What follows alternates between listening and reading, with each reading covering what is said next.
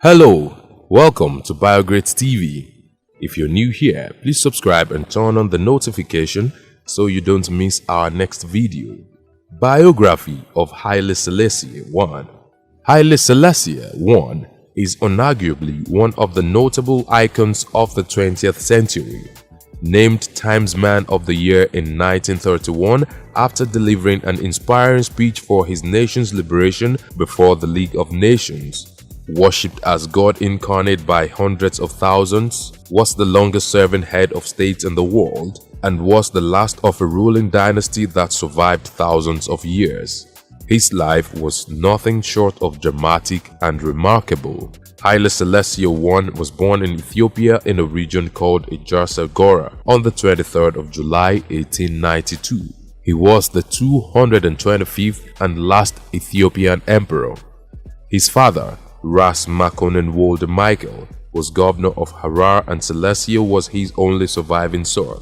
Selassie traced his lineage back to Menelik I, who is believed to be the child of King Solomon and the Queen of Sheba.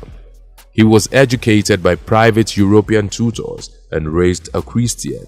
His father passed on in 1906, and he was taken under the wings of his uncle, Menelik II, who did not have a son to succeed him, and Selassie appeared to be the favored successor.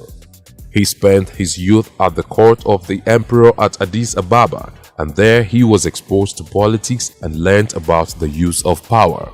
His mastery of detail, hard work, and exceptional memory earned him the position of governor of Gara Muleta in the province of Harar at a very young age. At the age of 20, Emperor Menelik II appointed him as commander of the extensive province of Sidamo. However, when Menelik II died in 1913, his grandson Iyasu, not Selassie, succeeded him. Iyasu, though the designated emperor of Ethiopia from 1913 to 1916, was uncrowned. His reputation for shameful behavior and disrespectful attitudes towards the nobles at the court of his grandfather did not help him. Also, the fact that he had some level of association with Islam was considered a treason among the Ethiopian Orthodox Christian leadership of the empire. On the 27th of September 1916, Iyasu was deposed. In the place of Iyasu, the daughter of Menelik II, Zewditu, was named empress, while Selassie was given the title of Ras and was made heir apparent and crown prince. In the power arrangement that followed, Selassie accepted the role of regent and became the de facto ruler of the Ethiopian empire. He was the administrator while Zewditu governed. As regent, Selassie was the symbol of hope for his country and took steps towards transforming Ethiopia into a modern state. Under him, Ethiopia was admitted into the League of Nations in 1923. The following year, in 1924, he embarked on a diplomatic trip to Europe and the Middle East, making him the first Ethiopian ruler to ever travel abroad. Jerusalem, Alexandria, Paris, Brussels, Amsterdam, Stockholm, London, Geneva, and Athens were among the places he visited. When Emperor Zewditu died on the 2nd of April 1930, Selassie himself rose to emperor and was proclaimed King of Kings of Ethiopia. This was actually when he took on the name Haile Selassie, which means Might of the Trinity. Up until this point, he was known by his given name of Liege Tafari Makonnen. He was crowned on the 2nd of November 1930 at Addis Ababa's Cathedral of St. George. The coronation was attended by royals and dignitaries from all over the world. As ruler, he instituted the first written constitution of Ethiopia on the 16th of July 1931 and made efforts to modernize the country. In 1935, his efforts were cut short when Benito Mussolini of Italy invaded Ethiopia. He tried to resist the invaders with some of the feudal lords supporting him, but some others sided with the invaders. His army claimed a victory at Tigray at the Battle of Tembien in 1936. However, the victory was short-lived as the Italians reinforced and overcame them by using mustard gas after the battle. The Ethiopian army retreated to Mechu, where they had their final stand. Afterwards, Ethiopia became occupied by Italy and lost its national independence. Selassie was forced into exile. The Ethiopians continued fighting the Italians by waging guerrilla war. Selassie appealed to the League of Nations for help in a speech that got worldwide acclaim at that time, but was unsuccessful. He then requested help from Britain. During the period of his exile, Haile Selassie suffered several personal tragedies. His two sons-in-law were both executed by the Italians. His daughter was taken into captivity with her children, and she died in Italy in 1941.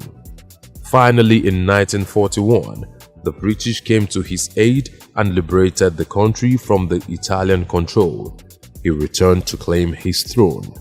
On the 5th of May 1941, Haile Selassie entered Addis Ababa and personally addressed the nation 5 years after he went on exile.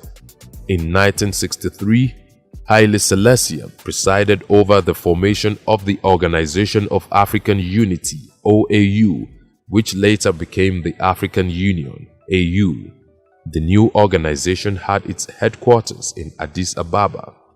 In May of that year, Haile Selassie was chosen as the OAU's first official chairperson. In 1964, Haile Selassie initiated the concept of the United States of Africa, a proposition which was later taken up by Muammar Gaddafi.